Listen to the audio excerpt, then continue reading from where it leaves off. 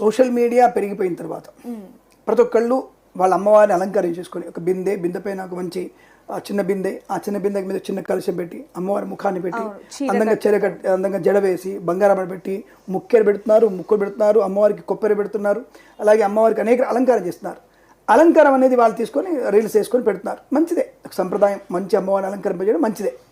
కానీ ప్రధానమైనది ఏంటంటే కలశం.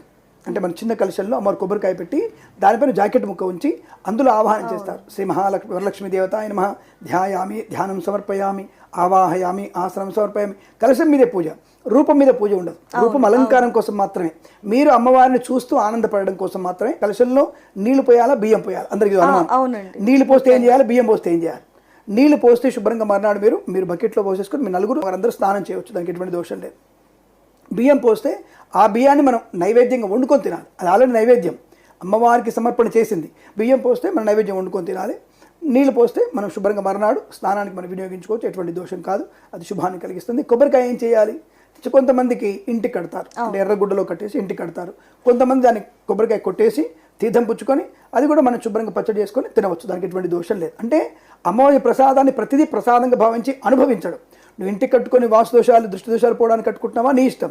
నువ్వు ప్రసాదంగా భావించి తింటున్నావా, నీ ఇష్టం. పటానికి పెద్ద ప్రయోజనం లేదు. కలశాన్ని మాత్రమే ప్రశస్తమైంది, కలశాన్ని పెట్టి పూజ చేసుకోండి.